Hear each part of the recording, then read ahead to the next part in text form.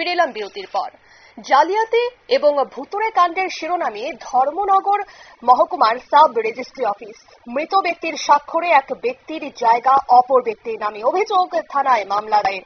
দীর্ঘ 8 বছর পূর্বে মৃত ব্যক্তিও ভূমি বিক্রি করতে পারে। দালালচক্র এতটাই সক্রিয় যে উক্ত ভূমি নামজারি করে আবার নিজের স্ত্রীর নামে হস্তান্তর করে দিয়েছে। এমনই চাঞ্চল্যকর ঘটনা উঠে আসলো উত্তর ত্রিপুরা জেলার কদমতলা ব্লক এলাকার ফুলবাড়ি এলাকা থেকে। সেই সাথে ধর্মনগর মহকুমা অফিসের চরম জালিয়াতি আরো একবার প্রকাশ্যে বেরিয়ে এলো।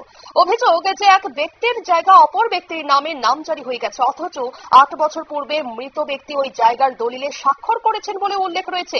এমনই এক ভুতুড়ে কাণ্ড সংঘটিত হলো ধর্মনগর মহকুমাধীন কদমতলা ব্লক এলাকার ফুলবাড়ি পঞ্চায়েতের 2 নং ওয়ার্ডের বাসিন্দা শাহিন আহমেদ চৌধুরীর সাথে। তিনি সহ উক্ত ভূমির উত্তরাধিকারীরা দীর্ঘ লাঞ্ছনার পর শনিবার সকালে সংবাদ মাধ্যমের দ্বারস্থ হন এবং সমস্ত ঘটনা তুলে ধরেন। এবং অভিযোগকারী কি জানালেন শোনাবো বিস্তারিত। 491-1-2 পর্চায় এটা দেখা গেছে 16তে মখরমালি কাগজ করিয়া অবৈধভাবে নিয়ে নামজারি করছে, পরে তার বউয়ের নামে দিছে, পরে আরেকটা মেয়ের নামে দিছে। আর তাই মারা গেছে 2008-এ, কাগজটা দেখা গেছে 2016-তে হয়েছে। ওইটা কিভাবে হইল? আজিনা বিবি আমার মা তাই মারা গেছে 2008-এ, আর কাগজটা হয়েছে, রেজিস্ট্রারিটা হয়েছে 2016-তে। এটা নামজারি হয়েছে।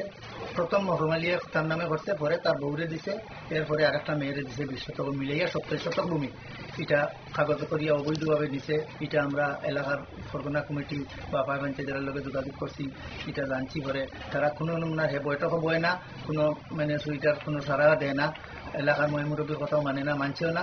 এরপরে আমরা ধর্মনগর SDM এর সাথে যোগাযোগ করছি, চুরিবাড়ি থানার লগেও যোগাযোগ করছি, করিয়ে এটা একটা FIR করছি যে আমরা এটা সুষ্ঠু একটা তদন্ত সুবিচার পাওয়ার জন্য আমরা পরবর্তীতে আমরা মাননীয় মুখ্যমন্ত্রীর কাছে ওইটা একটা আবেদন করবো যে এটা আমরা সঠিক তদন্তটা সঠিকভাবে হইতো, বা এটা আমরা ওয়ারিশ সূত্র আজিনা বিবির যাতে আমরা এই জায়গাটা ফিরিয়া বন্টনভাবে পাই। তার নাম হইল মখরম আলী, বাবা আব্দুর রব মৃত। আপনারা শুনলেন অভিযোগকারীর বক্তব্য।